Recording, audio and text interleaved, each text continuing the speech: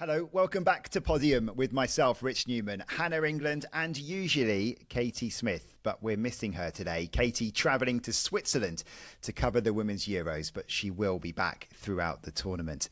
If you're new to the podcast, welcome along. We release episodes twice a week, Tuesdays for our roundups, Thursdays our big name interviews, and those are designed to have a decent shelf life, so you can go back and listen to our chats with Ailish McColgan, Christian Taylor, and Larissa Iapicino. Okay, let's get to it. Lots to come. Our big preview of the Prefontaine Classic, complete with a discussion with the former meet director Tom Jordan, who will also look back at the life of the man it's named after, the great Steve Prefontaine. That's coming up, but the European Team Championships, Faith Kipyegon, and other news coming up. Enough of me for now, though. Hannah, how are you doing? What's the highlight been of your week? I actually managed to run 5 times this week, which is a big deal for me, around work, around having an 18-month-old, and I'm absolutely chuffed. And nearly every run ended up longer than it was meant to. Which is kind of fun. So I feel like I'm hitting a bit of momentum. It's a bit too hot in the UK for as much running as I'm trying to do. But I'm trying to run as much as I can before I get back on the road and do a bit of travelling. So generally it's a bit lame, but that has been my highlight, doing a bit more running. It's not lame. Have you got a bit of a target at the moment? I heard someone, I can't remember who it was, another retired athlete, saying that their target was to be able to do anything that a mate offered. Anything, if a friend sort of phoned up and said, "Oh, I fancy doing a 10K, or I fancy doing a half," So no particular target. I'd love to do, I don't know, maybe 3 or 4 park runs across the summer. But if I can do anything more than that, then that's a bonus. But you're more structured with picking your races and having fun stuff to look forward to, aren't you? I have to have it in the diary, yeah. I mean, it's all planned out for the rest of the year, leading up to the Florence Marathon at the end of November. Yeah, it's been a really hot weekend here. I think we're recording now, and it's supposed to be about 30 degrees Celsius today, maybe a bit above that, which the Americans, I think that's mid-80s Fahrenheit. And we don't have, just to contextualise this, if you are listening outside the UK, we do not have homes with air conditioning. We have homes which are built to keep the heat in. So it's been absolutely excruciating. But no, here we are complaining about the weather. Always complaining when it's too cold and complaining when it's too hot as well. Well, so I always feel like I start every recording going, I'm so sweaty. I'm in my attic. I've been here for about 4.5 minutes and I'm already...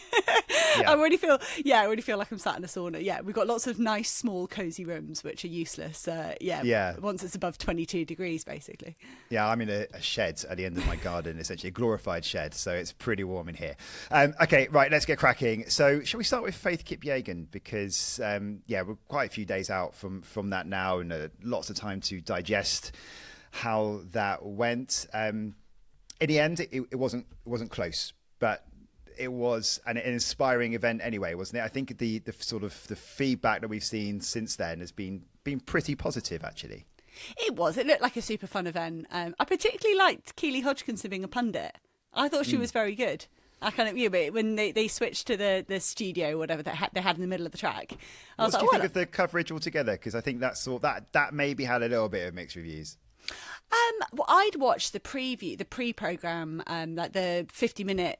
I mentioned it on last week's podcast that I really enjoyed. So then actually I was rewatching a lot of stuff I'd watched the week before, whereas my husband was seeing that for the first time. I think he quite enjoyed the sort of snippets and the training and everything in the background. But I mean, it is what it is. It's different than other coverage, but it's a different event. I think it's all right to make a bit of a show out of it.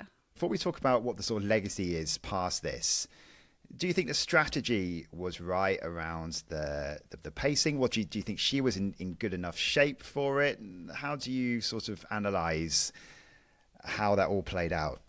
Well, we had a furious text conversation about it, didn't we? Me saying this is what we should have done, what she should have done. I think for me, if you go out faster than the actual shape you're in, you lose a lot more time. It's not like if you overshoot, it's not like you fall back to the shape you're in.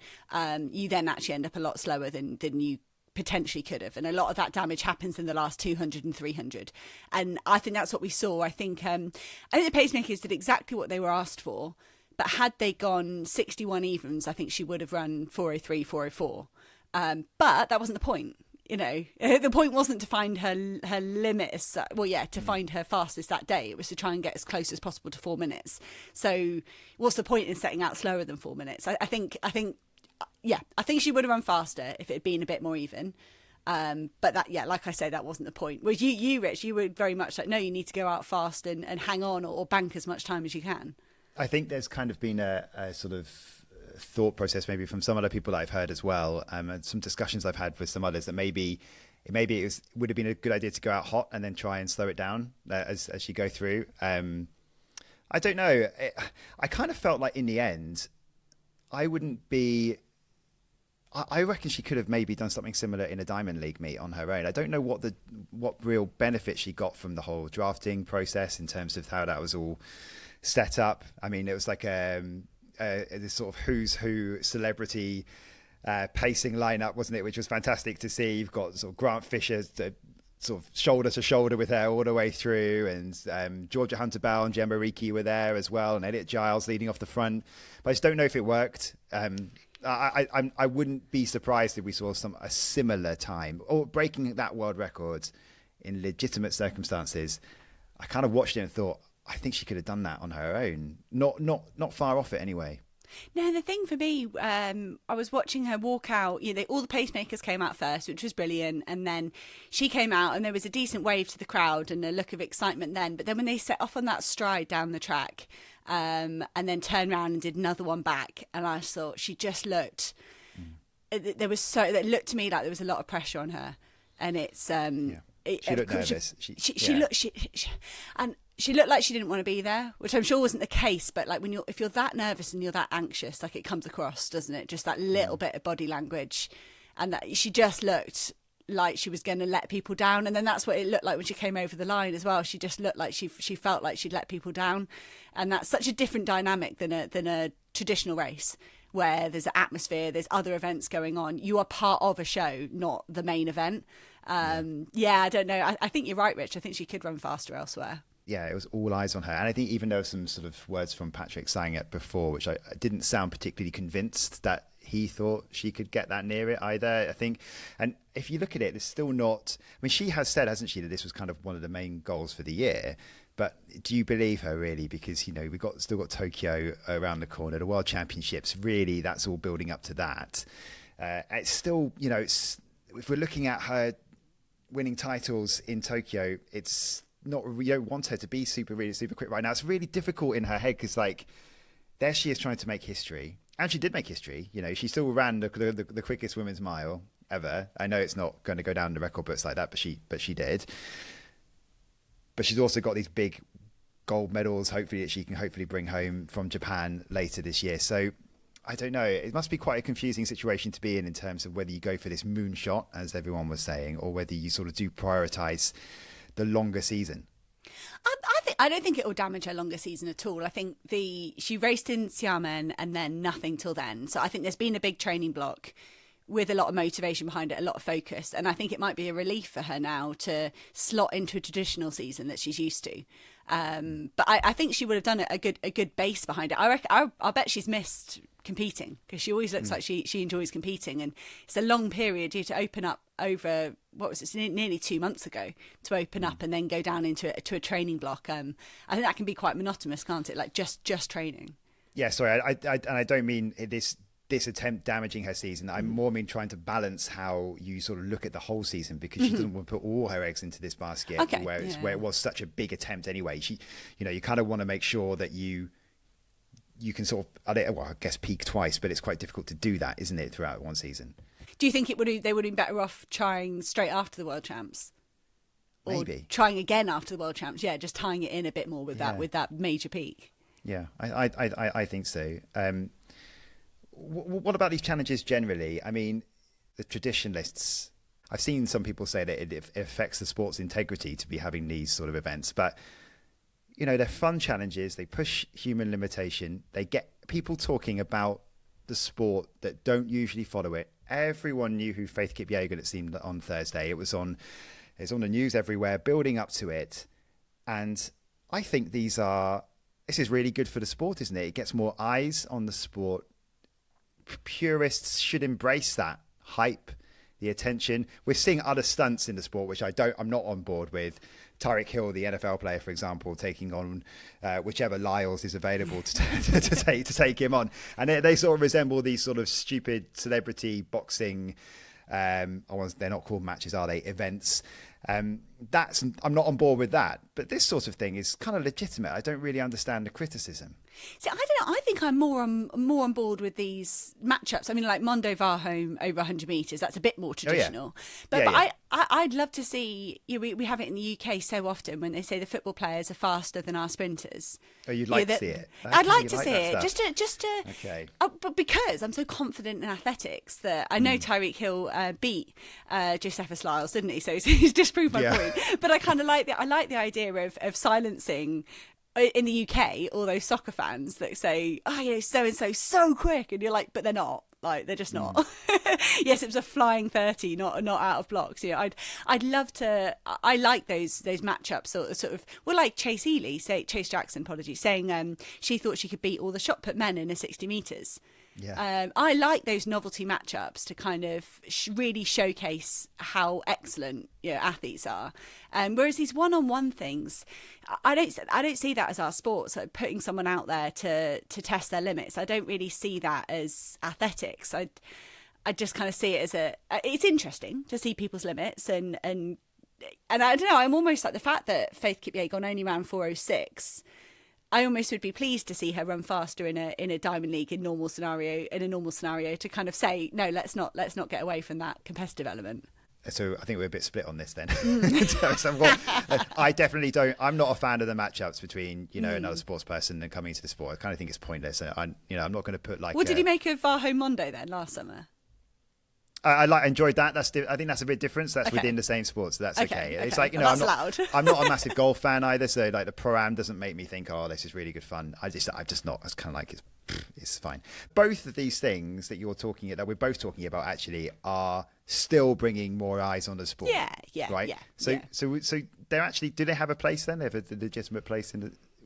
It's not in athletics, but at least it attracts more people to athletics. And if they stay watching it, then that's a good thing. Yeah. No, and I happily consume both. Like, it's not like I didn't watch the Breaking4 on Thursday. Like, I watched every second of it. So yeah, I think there is a place for both. But I'm all for the novelty matchups.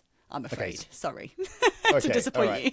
I'm just finally on Faith. Then she's going to be going straight again at the Classic in 1500 metres, and we're going to be previewing that in a bit. Where do you see her long-term future, and do you sort of hope that she doesn't attempt this mile soon? Because it was straight after the event she was still talking about it will happen one day, whether it's me or someone else. But would you like to see her sort of put it on the back burner for now? I mean, next year would probably be the ideal time to do it in a non-championship year, perhaps.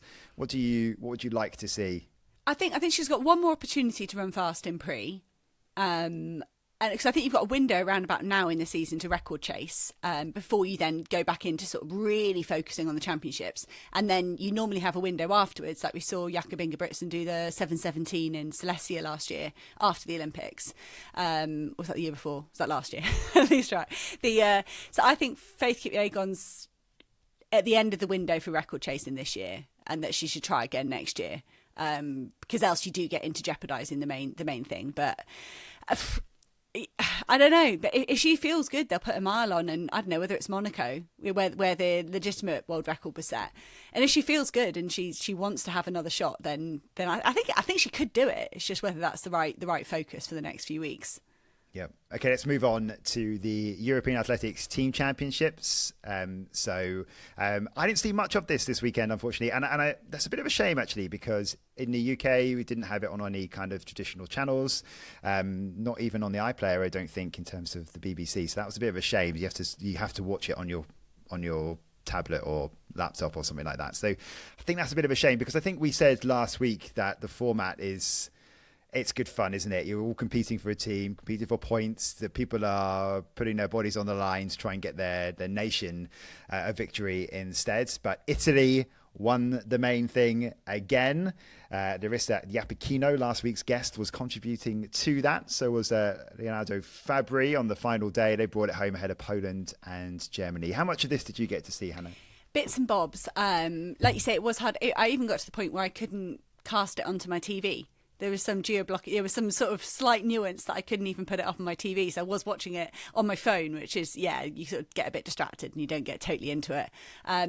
Bits and bobs. The more consumed it sort of via social media clips and via highlights. They did a good 30-minute highlights package on the All Athletics platform, Eurovision platform. So that was really nice to watch 30 minutes of the every day and get to grips with it. But no, I don't know. And yeah, we like the team aspect, but I don't know, Rich. Like, why do you think it doesn't resonate? Why do you think it's not got on BBC? Is it because Britain aren't that competitive with it? Maybe it was mainstream telly in Italy.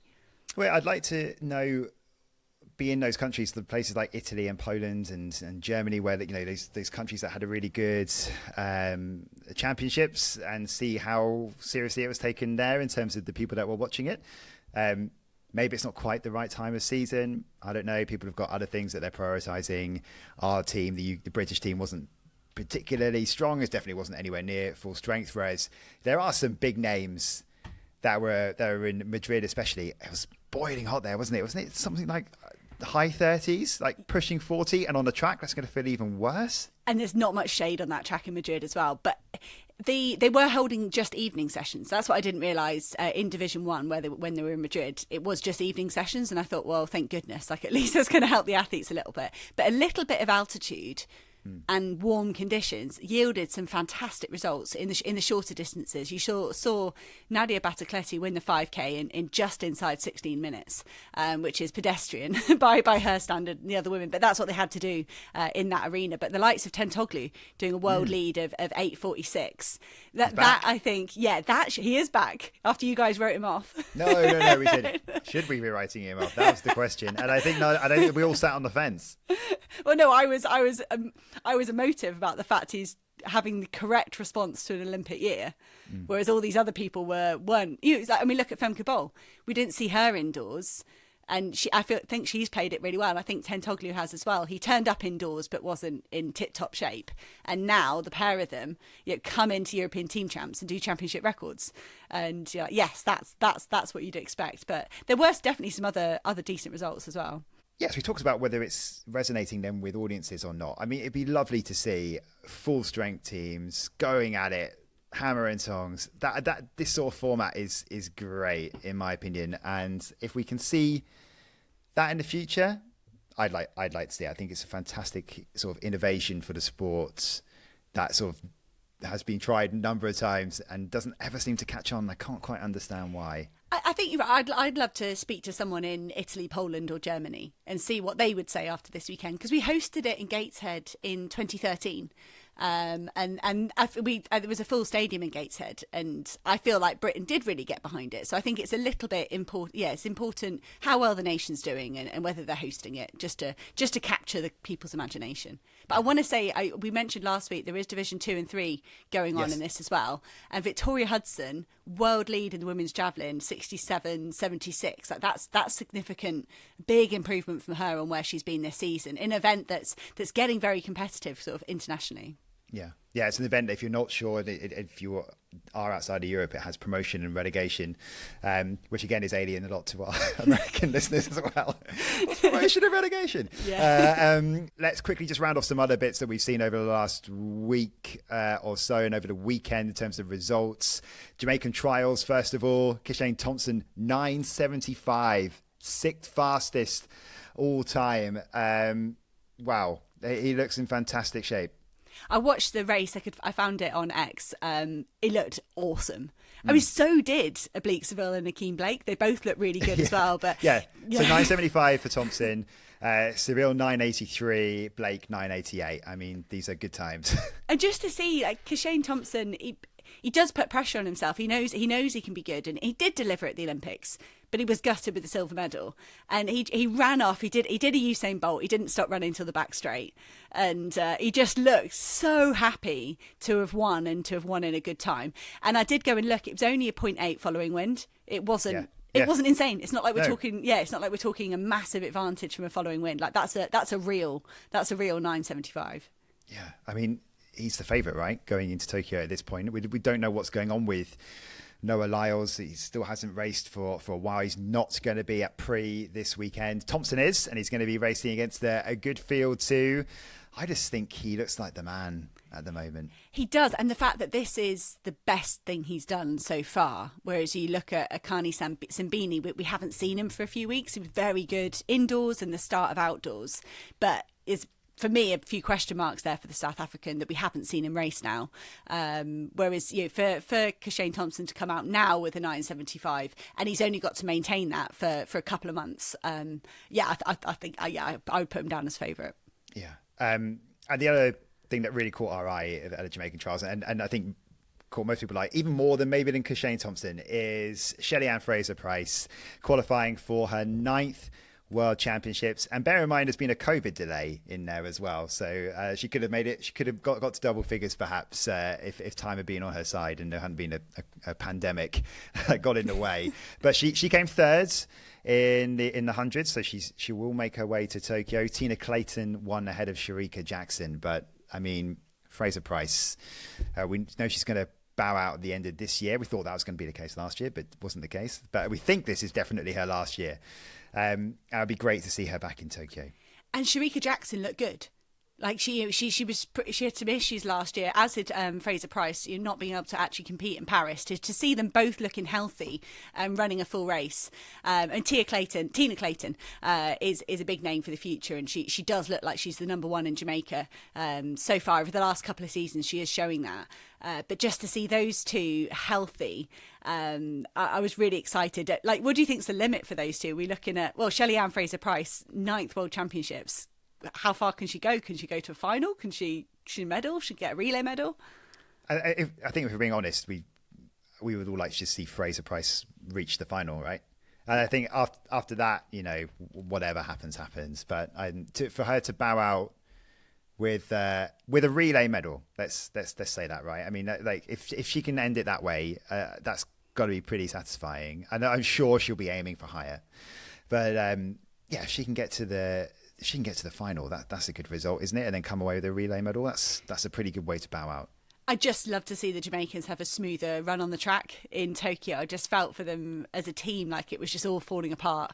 They were great in the field events, and it just all fell apart on the track for them. So let's hope they can have a better showing in Tokyo. But anything else catch your eye on that weekend? It was a bit quiet because the European Team Champs kind of puts a hold on a lot of other events like Diamond League's happening, but there were other competitions going on. Yeah, other competitions, and I think the one that stood out for both of us is Chase Jackson, right? So another an American record, 20.95.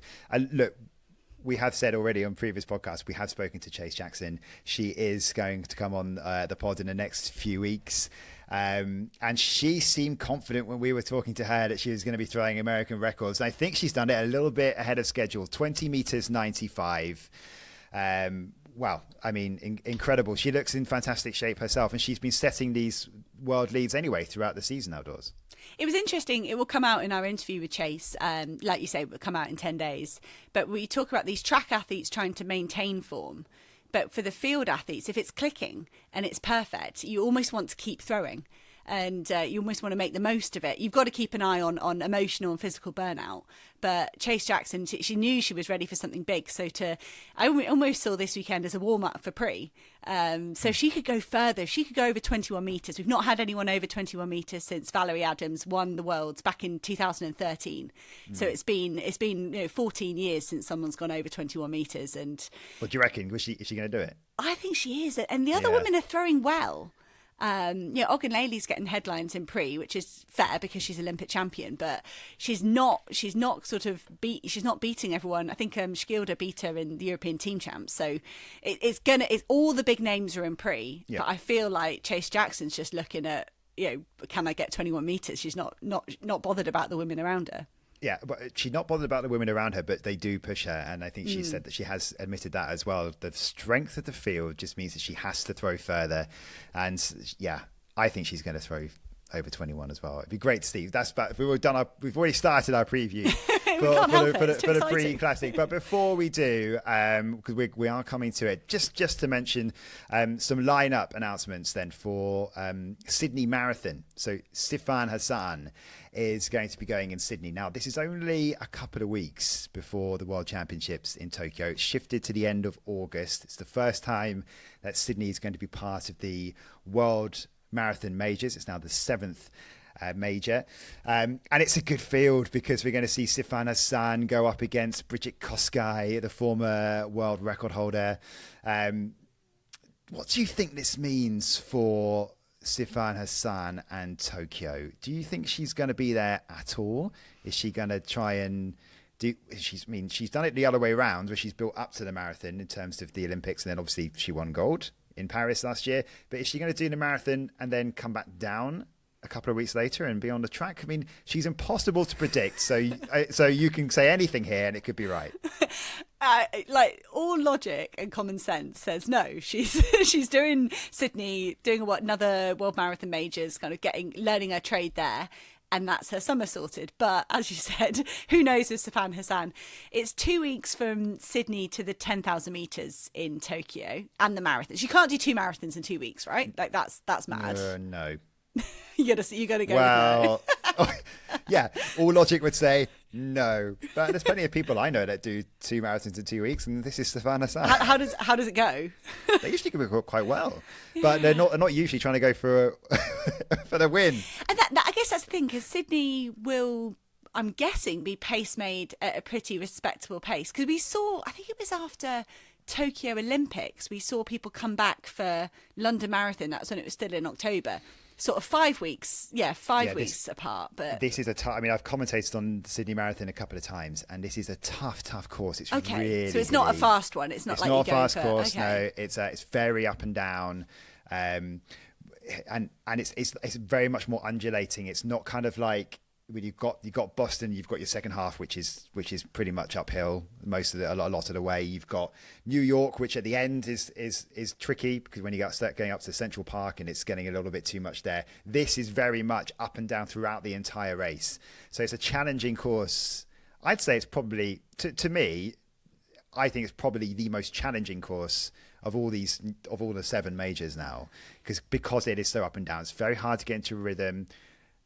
But then I'm thinking that Paris Marathon course was not particularly easy either. And Sifan Hassan still comes in and wins that. But we don't know what shape she was in afterwards in terms of whether she could have gone again. I don't know. I wonder whether she could.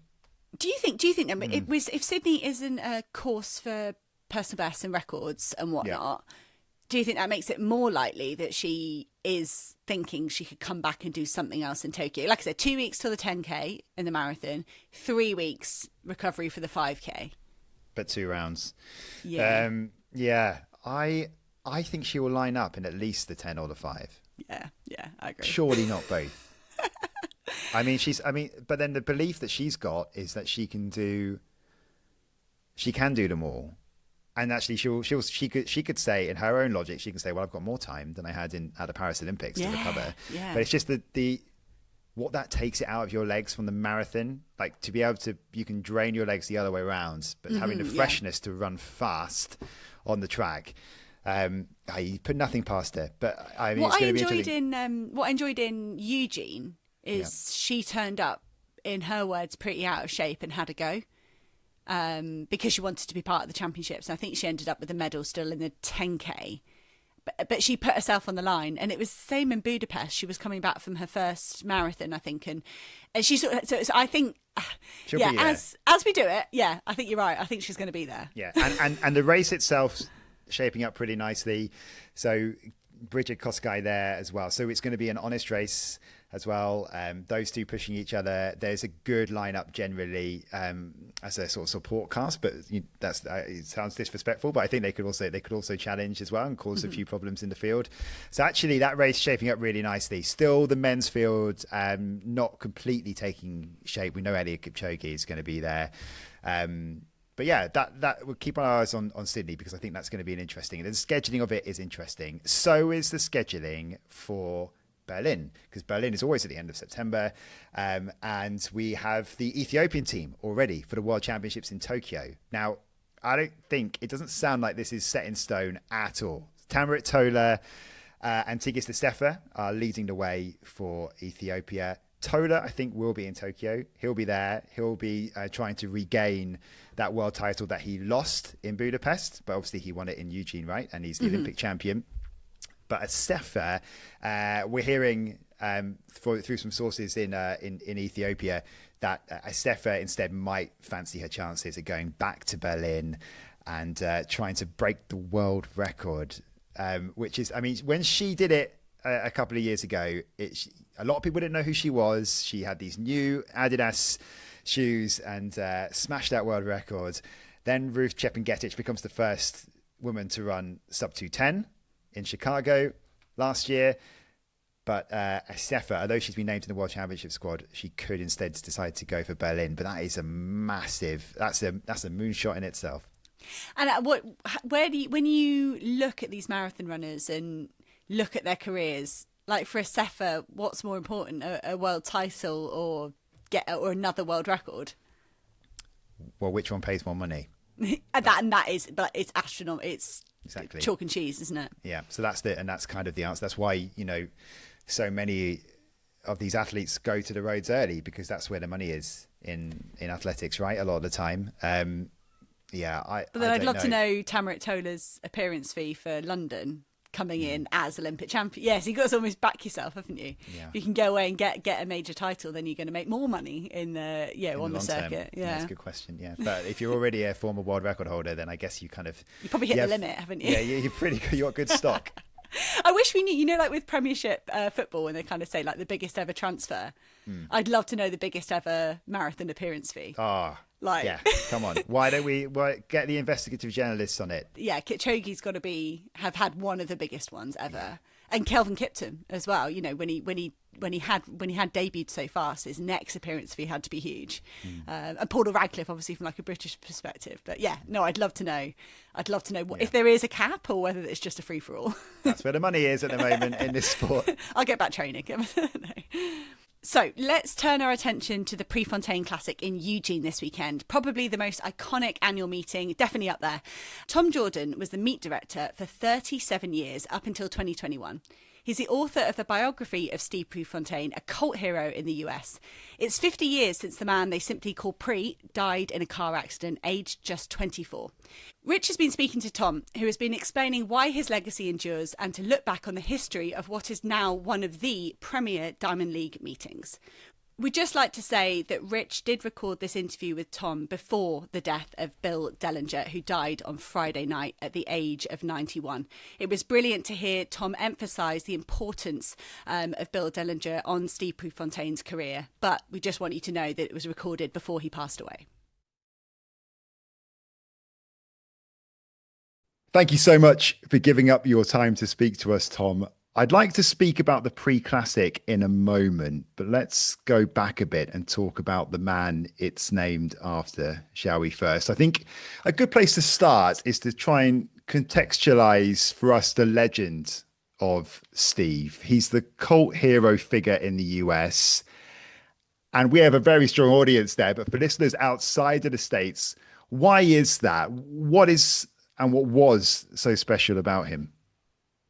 I think he had a connection with the fans that was unequaled before or since.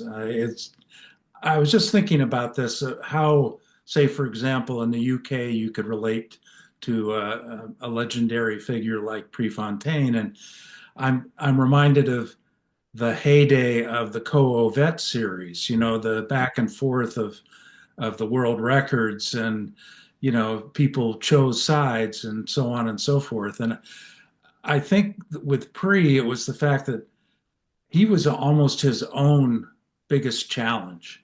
He would go out in a nothing meet, and his coach, Bill Dellinger, would tell him, just, take it easy, pick it up the last lap, win easy. We got bigger fish to fry. And Pre would go out and he'd just go as hard as he could.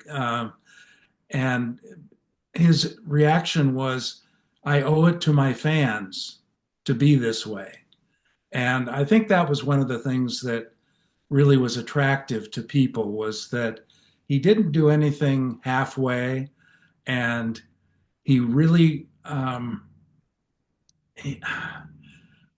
I'll tell you what, watching Taylor Swift and the Swifties, That is somewhat similar to how it was with Pre, that he really cared about the people who came out to see him.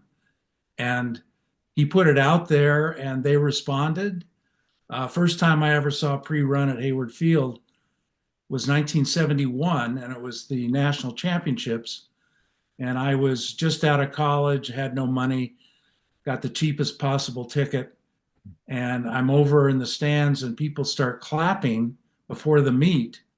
And then they stand up, and I'm looking around, and it's because Pre was doing his warm up laps. And they just responded to that. And that was my first indication that this was something special. I mean, so on the track, he was basically unbeatable. The setup in the 70s, though, very different to what it is now, with athletes obviously flying into meets all around the world. But sort of going back to what you were just saying, really, he made running cool, right? He made running cool. And again, it was the front running style. Um, you know, he didn't do all that well on the international circuit when he got to Europe because there were athletes who were as talented as he was who would simply draft on him and then outkick him. Mm. And it just fried him. He hated that because his feeling was you put it on the line and the toughest, grittiest runner wins. And somebody like Harold Norpoth and I don't know if Jazzy beat him or not, but those kind of runners, they could hang with Pre, whereas over in the United States, there were very few who could. So whilst you're on this, then I guess it's probably a good time to talk about his one appearance at the Olympics. So fourth place in the 5,000 meters in Munich. I watched it back today, and it's devastating for him, beaten to a medal in those closing meters. The event obviously overshadowed by the terrorist attack as well. How much did that build up generally affect him? I mean, it would have affected everyone, but just for him personally. I think it affected him a lot because, he and Bill Dellinger, his coach, had it all sorted out as to what the schedule would be, and Pre looked really good in the semifinals that were held and before the terror attack. And I was in Munich and I was watching those races, and he looked at the top of his game. But then, of course, the killings happened and they paused the Olympics for a day. And for Pre, I think that psychologically might have made a big difference to him. Dellinger took him up into the mountains and tried to sort of, get him sorted out with, well, now you have to go a day later. And I think it affected him. But, the thing too is he was up against athletes who were incredibly talented, possibly athletes using some performance enhancing materials, and so on. And so I think, in retrospect, he did all he could do to fulfill his desire to win not just a medal, but the gold medal. Ian Stewart, who has become a good friend and come over for the Prefontaine Classic several times, has said that, he himself didn't feel he ran that well, and he in effect was running for a medal, whereas Pre was running for the gold. And Pre got nothing, and Ian got in my mind, a well-deserved bronze. His life was tragically cut short. It's 50 years since his death in a car accident, aged just 24. I wonder, 1 year out from the 1976 Olympics at the time, do you think that he would have approached those games a little bit differently in terms of the tactics? Like, he ran hard, like you said, he was a front runner. But by that point, was he a bit more tactically wise? Would he perhaps have gone to Montreal with a slightly different game plan? Or was that Pre? He was going to run it his way and that is it? Yeah, that's a very good question. I don't know the answer. Um, you know, keep in mind he was only 24, and so he wasn't all that experienced really in major international meets.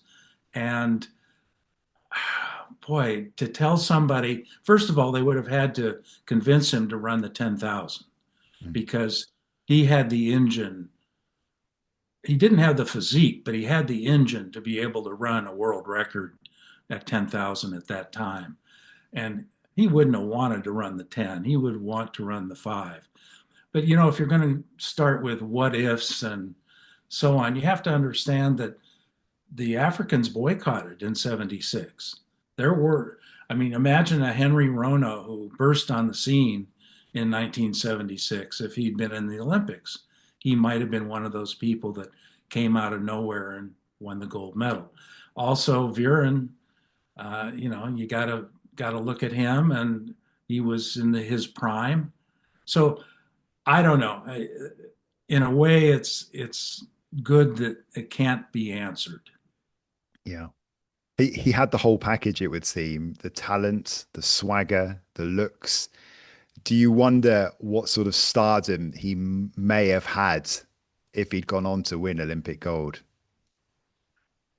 Oh boy, that's a tough one because you're also looking at road racing. The Yeah. roads, you know, late 70s, that's when really it happened. And somebody offers pre $20,000 in 1970s dollars to come run their road race. I, I think he'd be foolish not to do it. But road racing doesn't really get you in shape for the Olympics or any other major track race. So tough to say. I really don't know. He is often referred to as the James Dean of athletics, right? Is that a comparison because of the tragedy around what happened? Really, is that a comparison that frustrates you? Is it a lazy one, or it's branded around a lot? Yeah, y- yeah. It doesn't frustrate me. I mean, it's just that's somebody's opinion, and really, I think it's more a coincidence that they were roughly the same age. They died young. They died in a car accident. There's certain similarities to it, and so there's all this unfulfilled promise that you don't know what's going to happen, uh, and now you never will. And so it, I don't think it's a real good comparison, um, but it is what it is. Yeah, I know you said already that no one since has come close to sort of his aura, charisma. Does anyone come close to that? I mean, it seems like it came very naturally to him. Some now can be a little try hard.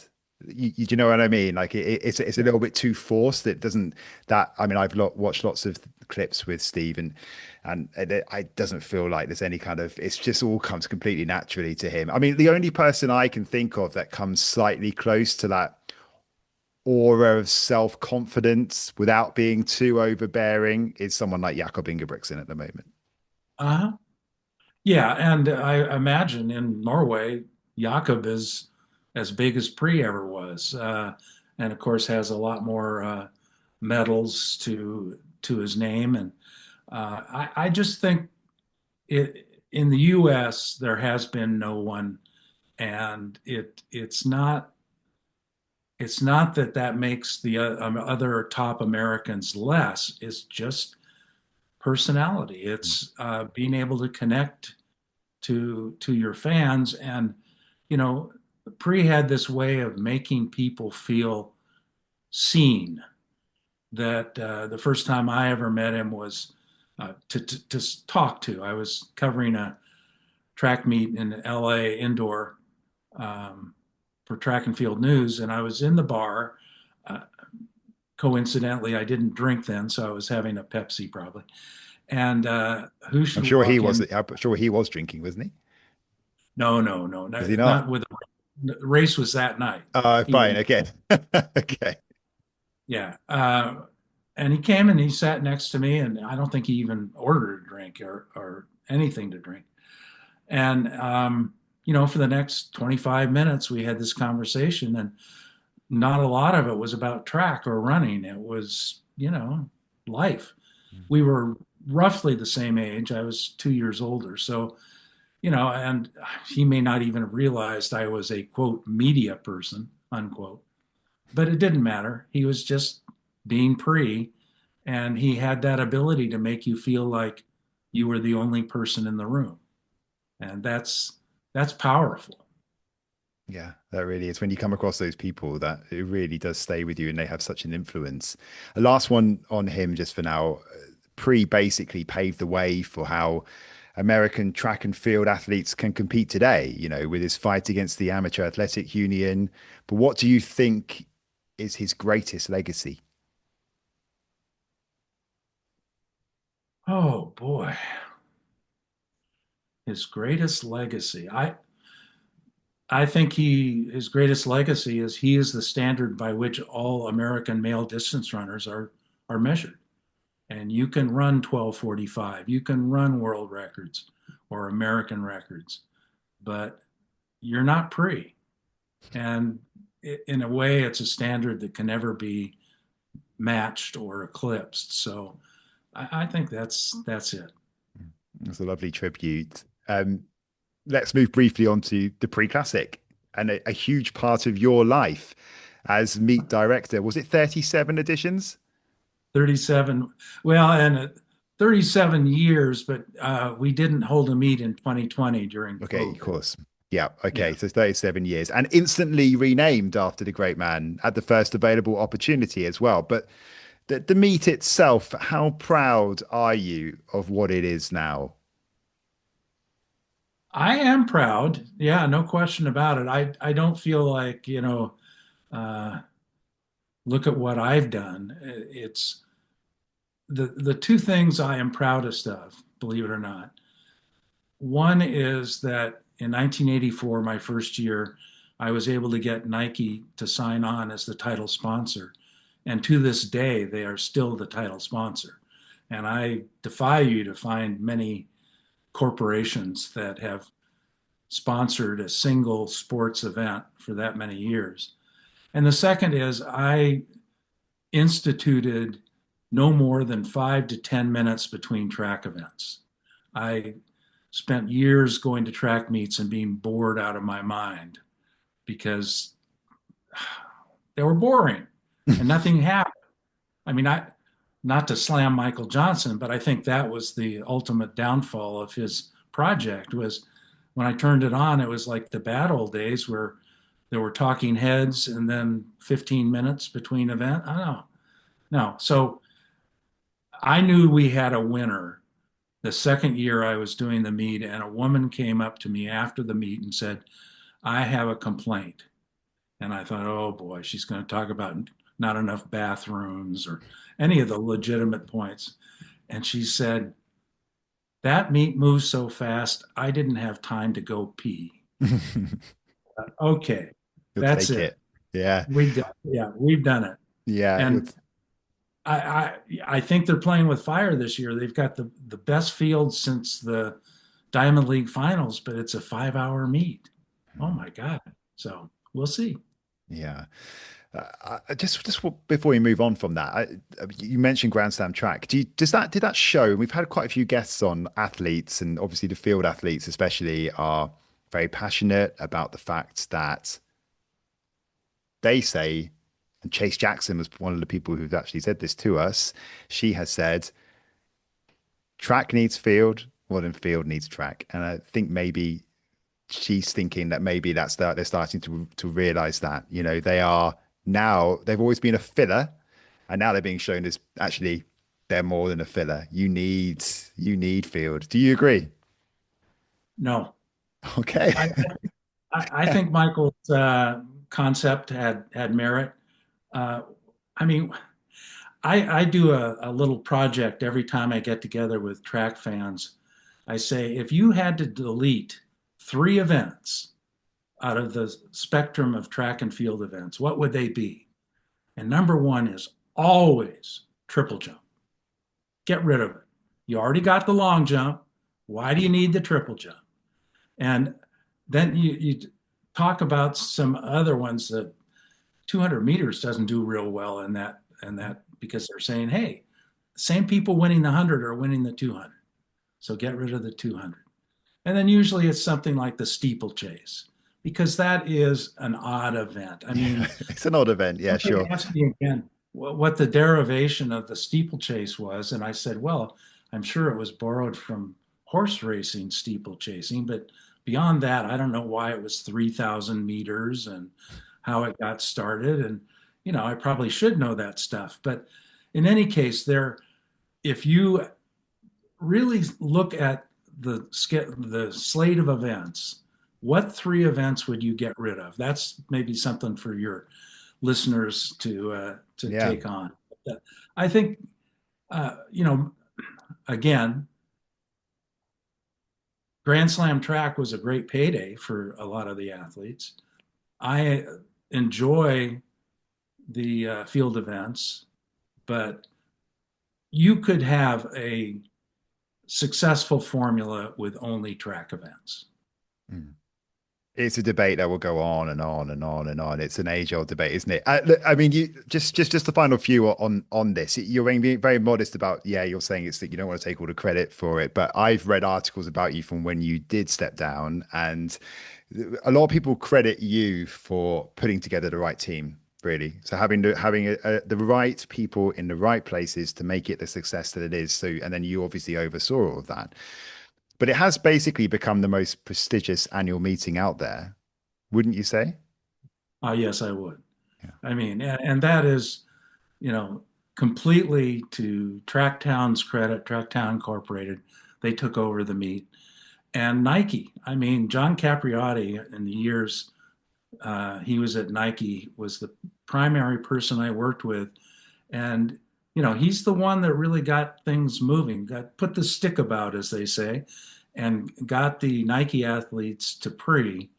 And unfortunately, the person who hired him, Steve Miller, just passed away, a great man. And my real only interaction with Steve was at the 1991 World Championships in Tokyo. And we met in the hotel lobby, and he said, Tom, I'd like to bring Sergei Bubka to the pre-classic.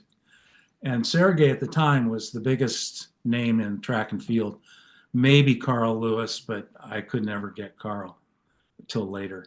And I said, that's great. And in 1993, he came. And from then on, following Steve, John Capriotti, there were others. The meet just kept getting better and better, and the Diamond League really put the capper on it. I think we actually discussed whether or not to join the Diamond League, and it's a little known fact, and maybe we regret it, but our thought was really World Athletics should be involved in this because it was going to be a private enterprise among all the top meets, Zurich and Brussels and London and so on. And in order to get us to join, they went to the founders went to World Athletics, IAAF at that time, and got them on board. So I think that I'd love to take credit for it all. I'm this magnificent person, but we already have a president, so I don't think I'll do that. Yeah, not shy of doing that kind of thing. For those that haven't been, what is it about Hayward Field combined with the pre-classic that makes it so special? And I am one of those people. Okay. Are you coming? It's a bucket list thing. Not this year. I will be there soon. All right. Well, I would say normally, I don't know about this year, but normally what makes it special is how knowledgeable the fans are. And I've been to Zurich and Brussels and Stockholm and London, and I'll still put our fans up against them in terms of knowing what a good performance is. So there's that. And also in a normal year, not this year, the fact that it moves so quickly. You're 2.25, 2.5 hours. That's just about the right time length. So I think that makes it special. And of course, now there's a new facility, which people are still getting used to. But I think, in 5 years, 10 years, they'll be nostalgic about the good old days when it was 2025. So, Last one then. Do you miss it? well, they're being very nice to me. Uh, they have invited me, kind of a VIP thing. And in fact, for years after the Prefontaine Classic, about 15 of us would get together for a really nice dinner. And over the years, several of your luminaries, Kath Mary, Steve Cram, Tim Hutchings, Wendy Sly, have been part of that 15. And Tracktown is paying for our dinner this year, and all of those people are coming. So you can imagine that table with those Brits, plus a bunch of Americans who think they know better. And it's really a lively discussion. Thank you so much to Tom. I really recommend getting into that book. I have downloaded it, a digital copy of it, and starting to get into it. I just come back from holiday. That's why I wasn't on the podcast last week when you guys really sort of disappeared after we did the interview with Dr. Mark Burnley. I wasn't there. I was in Crete next to a pool. But what I did do is I read a long read on Steve Prefontaine in AW, and I really recommend, if you haven't read it, get a copy, sign up online to AW, read it. Really good piece from Ewan Crumley, and that's all got me into this. And Tom, really, really grateful for his time, giving that up. And I just think, they're the sort of chats, aren't they, that you could absolutely expand. I could have spoken to him for ages. No, he's such a nice bloke. And if reading's not your thing, the movie's pretty good. I've not seen the movie. It's quite old, isn't it? I mean, it's Jared Leto. No, it's Jared Leto. I know Jared Leto's playing. Yeah. So that's good casting, actually, isn't it? Yeah, I read the book when I was like 16 or so, and then went to visit my brother at university and made him watch the film. And he was like, "Oh, what on earth are you making me watch a film about running for?" And by the end of it, my brother's not an athlete. And by the end of it, his whole student house are watching the film. So if you like watching films, go check that out as well. What do you reckon? Right for a remake? This is what I was thinking by reading this. I was like, what's the film on this? And I was reading back. I was the reviews are okay. Probably would watch it, but feels like it could do with another one. Well, and Craig Engels could probably star as Steve Prefontaine. I don't know if he's any good at acting, but he'd certainly kind of fit the bill. He might not have to act. He's a bit like that anyway. So, right. Okay. Let's talk about the event itself then, shall we? So it all takes place on Saturday.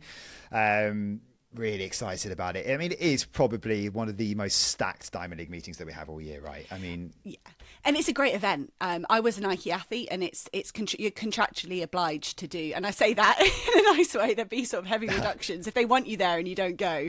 Yeah, if they want you there, you have to go. Yeah, so okay. That's why you see it. So, and that's what Tom alluded to in his interview as well. One thing I do want to say about this week, though, it's July the 4th will be the day before, so it's going to be a great atmosphere in America. But it's looking quite warm. We're talking 27 degrees. It's a daytime event. Yeah, and it can get windy in Eugene as well. So it can be the right kind of wind for sprints, but I don't know. It does always yield fantastic performances, but I don't know if the weather's going to be perfect this week. But we're not going to go through every event because we could be here forever.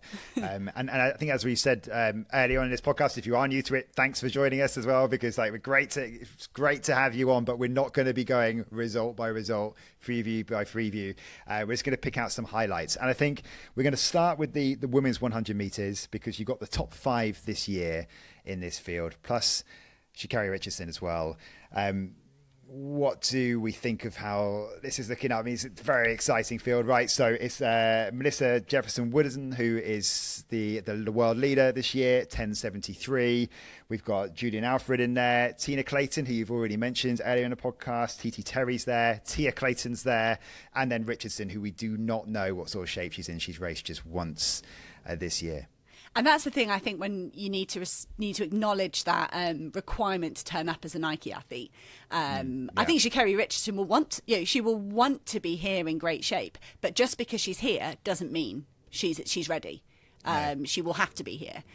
Whereas, Jefferson Wooden and Alfred are in fantastic form, and the other women you mentioned. So Richardson, I hope she is. I hope she's sort of put all the focus in the last 7 weeks since Tokyo, the Continental Tour Gold there. I hope she's put all the focus into this and she is ready, because wow, like what a race if she is. But I think she could be here anyway, even if she's not quite ready. Yeah, I mean, so she's run once that race in Tokyo, which actually, I mean, I commentated on that with Katie, and 11:47 that day, so not brilliant. Christian Coleman as well, her partner was also there on the same meet and didn't put up any trees either early in the season as well. But it's actually a bit of surprise, I think, when we saw her turn up to that. And she did have some strapping on, some quite heavy strapping on her calf, I think it was. And she'd been spotted with that on at another meet. She'd gone to go and watch another meet. I can't remember where it was now, but they sort of saw her. So she was just she was having this support on when she wasn't competing as well. So it'd be great to see her we hope she's 100% fit. When she turns up, right? Because we want to see her really challenge. But there's going to be a lot of eyes on her. That's Sha'Carri Richardson. We don't know what situation she's going to be in and how she's going to run. But just without her, the lineup is very exciting. No, Alfred versus Jefferson Wooden is important. I think Alfred competes quite lightly and with quite a lot of purpose, and Wooden as well. She has as well with the Grand Slam track. She's done all three of those. I'm very excited to get those two up against each other. And there's going to be the sprint events are always good in America and in Eugene as well. I think we're going to have a lot of fun with that over the weekend. I think we quite liked as well watching Julian Alfred's with her progression this season as well. She just seems to be ramping up. I mean, she almost looks like the ideal kind of get the right races in at the right time, at the right speeds. It just looks like a really sensible progression. And it would be interesting to see Jefferson Wooden, what sort of shape she's in as well, having been in that. She looked completely unbeatable basically at Grand Slam track, didn't she? She was in fantastic form. She had the momentum. That momentum stopped because because of the LA leg was cancelled. So I think it'd be quite interesting to see how she matches up. But really exciting. And Tina Clayton in there as well, off the back of a brilliant win at the trials. So if we look at that Grand Slam track roster, if you like, so we've got Kenny Benaret going in the men's 200. He was unbeatable on Grand Slam track, but he should come up against Letsile Teboko. But he's not raced for what did you say, Rich? You were saying before we were recording. It's a number of weeks since we've seen Teboko. So yeah, I think Benaret could continue to look fantastic in that men's 200. Yeah, mid-May for Teboko. We know that he had an injury that he mentioned. That's why he wasn't. He didn't look right. He wasn't finishing races, was he? He wasn't pushing all the way through that last 20 or 30. No. And then it looked like he was managing it, and then suddenly he wasn't, and he's had to take some time off. Yeah, 2010 for his season's best. So it's not awful, but it's nowhere near the sort of shape that we know that Teboko's in. So yeah, that's going to be interesting. Bednarek against Teboko. Yes, and then of course Masai Russell has totally bossed all the Grand Slam tracks as well. And maybe Benarek's going to have an easy run in that 200 if Teboko's not fully healthy. But Masai Russell is not going to have an easy run in the women's 100 hurdles. And I love the fact this is where the world record was set at 12:12 in the semi-final of the World Champs. That this track is seems to be made for women's 100 metre hurdles. And we've got a load of women like way up there in the all-time list. Like Toby Amersan, the world record holder, has been in great form. She was back into the 12:20s in Paris in the Diamond League. So her versus Masai Russell, plus Tia Jones, plus Kendra Harrison. These are some of the fastest women ever. Akira Nugent, Danielle Williams. This could be one of the best hurdles fields we've ever seen on the women's side. Yeah, well, of the top 8 this year, there's only one missing, and that is Grace Stark. That's it. So you basically have got the dream lineup as pretty close to as you can get at this stage of the season. So that is going to be a thriller. I know you're right. It'd be really interesting to see how some of those Grand Slam track athletes... World record or not world record? Well, maybe. It's not what we want. Get those splinters out your backside. Yeah. Yeah, okay. Why not? Heard it here first. It's not impossible. What's the worst? I could just be wrong. I think without Grace, I think if Grace Stark was in there, I'd be... I think it could be. I think Masai Russell could run a world record. And in the hurdles, it doesn't really matter who else is there. Yeah. If you're up for it and the conditions are good and you're on a good track, like you don't it's not like endurance, is it? Where you need other people pushing you. No, absolutely not. We've mentioned already Faith Kipyegon, so she's going to be running her first actual 1,500 meter race of the year. Be great to see how she goes and how much in her legs after that attempt last week in Paris, and a bit of jet lag as well potentially. But a really good field. Georgia Hunter-Bell's there from a British point of view. Diriba Watalji's in there. Sarah Healy's been great this year. So that's just honourable mention there. What about the women's 5,000 metres? It very much looks like a battle between Beatrice Chebet and Gudaf Tsegay, the world record holder from here a couple of years ago. Bit of a battle royale between these two. Can you see the world record going again? I say I can't hype up a world record in the women's hurdles without saying you're going to get one in the women's 5K. Yeah, with the Chebet hitting the 10K world record in this stadium and Tsegay the 5K world record. Like you cannot bet against it. And I don't think last time we saw Gudaf Tsegay, when was it? I can't remember. Was it Rome? When she was beaten by Beatrice Chebet quite soundly. Correct, yeah, and that's when Chebet went with the world lead of 14:03.69. Yeah. If Gudaf Tsegay is healthy, I would not put it. I don't think it'd be crazy that both go under 14. It would be incredible, wouldn't it? I mean, yeah. But they have to both be going at it, don't they? This has to be a head-to-head for both, and they can't be running it on their own. Or do you I think Beatrice Chebet could still go under 14 on her own. You think so? Yeah. But I think if Tsegay is healthy, I think they'll both go under 14. We'll have to see them go head-to-head. I mean, that would just be all the way to the line. But then I just hope when you lose the pacemaker...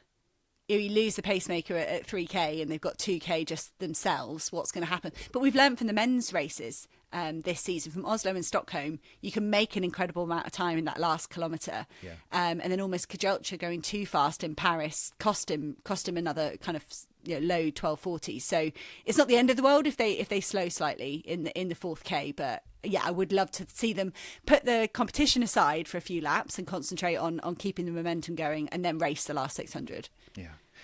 Let's talk about the women's 800 metres. So no Keely Hodgkinson still. I don't think that's not a massive surprise.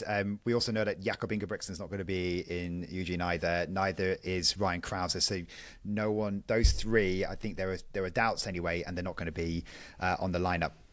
When are we going to see Keely back? I mean, we just don't know how bad the injury is. But we're sort of watching a couple of other athletes hit new levels, and you sort of worry a little bit from Keely's point of view just how much catching up she's going to have to do to get to Tokyo, depending on when she can make her comeback, and it's all speculation. You've got Sigrid Taguma there, who's obviously always pretty much right on the money. Shafiqua Maloney returned to form. She was a guest at the Jamaican trials and ran well there. Who else are we looking at? Prudence Segodiso has been, again, like one of the highlights of the season, right? And then you've got Athing Mo as well. So, and what sort of shape is she in? I think Athing Mo has been sort of wrapped up and protected in the competition she's chosen to do in the last few weeks. And I don't disagree with that. I think it brought a lot of speculation what she was doing, but I don't disagree with it. And it's whether she feels like she's really ready to be here, or again, like I say, that obligation is from Nike athletes that you have to be here. So I think it's Nike. So obviously, you keep on forgetting. Yeah. She has to be here, and she'd actually say. But then, in theory, Keely would have to. Keely must have been able to give a good enough doctor's note. I mean, but you can. They do. Nike do accept. If you're saying this is going to really impact my season, they don't. They don't do it unnecessarily, but they do love showing off their best athletes in front of the crowd there in Eugene. Do need to correct myself as well. Athing Mo Nikolaev now is her name officially. First race since the 24th of May in LA when she ran a 4:10.70. So she was quite a bit off it then. It'd be interesting to see what sort of shape she's going to be in here. I think it's a bit of I don't know. It's going to be an interesting hit out.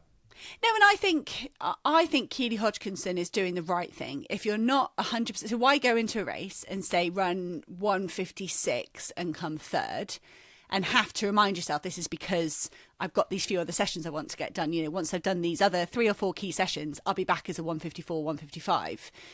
Why add in that complication? Why not just come out when you're exactly right? And you haven't got to dilly-dally around and make excuses and perform at anything less than your best. So I think Keely's making the right decision. but then, I think Mo is a big test for her. It's a big, big test against a quality field. I think the other women are going to be more comfortable, particularly, as you say, Sekodiso, coming off some fantastic races that she won quite easily in Ostrava in 1:57 low. I think the other women should be excited about what they can do here, and I think Mo's going to be. She's got to be pretty nervous to go against a field like this. Yeah, it's the depth of field in the 800 is just so good at the moment. It really is. It's really exciting. Let's finish with the Bowerman Mile, which is always the last event. It's the one that's sort of the big event. Just honourable mentions as well. Sorry, just for the women's shot, we have mentioned it earlier on in the podcast, but I think that's where we might see some special throws, some special results. But the Bowerman Mile, no Jakob Ingebrigtsen here, no Josh Kerr here this year either, but the lineup is still pretty stacked. So you've got Yared Nuguse, Cole Hocker, Jake Whiteman making his comeback. He's got a good block in him as well. Cam Myers in great shape. Hobbs Kessler, Azadine Abs after his phenomenal run recently. I mean, what stands out here for you in terms of, I mean, it's not quite the dream lineup that we can often see assembled in Eugene because there are injuries and people in different parts of their training. How do you see this playing out? I mean, I can't see Azadine Habs going any faster than his 3:27 in Paris. Like, that was just epic. And I think he should ride that wave and enjoy going to an event like this. I mean, I think he could win, but I don't know. I know it's a mile, so it's different times. But I feel like Habs and Myers might have hit their limit in terms of time trialling.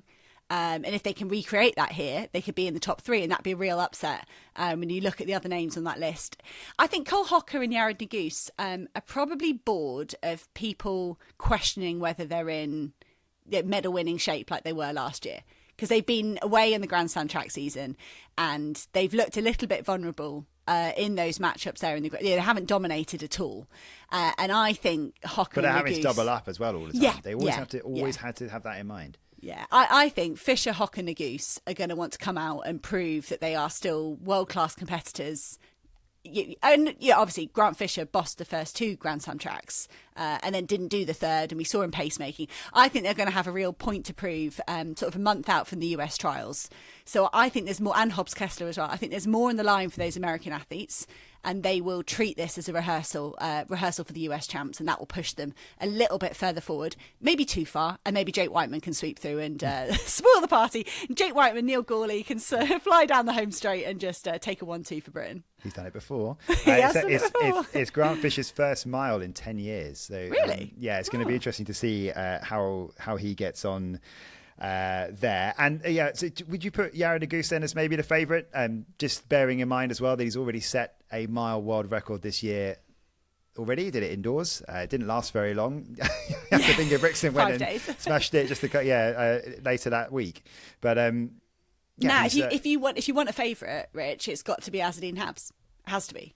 Just because of the form. 2:27.5, yeah. 3:27.5, making it right. I mean, just on him, because I mean, I always feel like some people have been saying, like, where's he come from? You know, this is a European indoor silver medalist who's constantly challenged over the last few years in the major events. You know, he's not that old. I know he's been around the block for a while, but I think you should never be writing off Azadine Abs. Okay, I think that's about it for now. We're going to be doing our big review of this next week, where we'll be back. We hope Katie will be back as well. I hope I'll be back because I'm going to India this week to cover something with Neeraj Chopra. So we'll see how that goes. Remember, you can go back and listen to our previous episodes, especially the interviews. You don't want to miss them. And if you like this, please do subscribe, follow, and leave a review on Apple Podcasts. It helps grow the show massively. We'll be back on Thursday with the next of our athlete interviews. A man who's got a nice bond with Eugene. I wonder who that is. We'll leave that there. But for now, thanks for listening.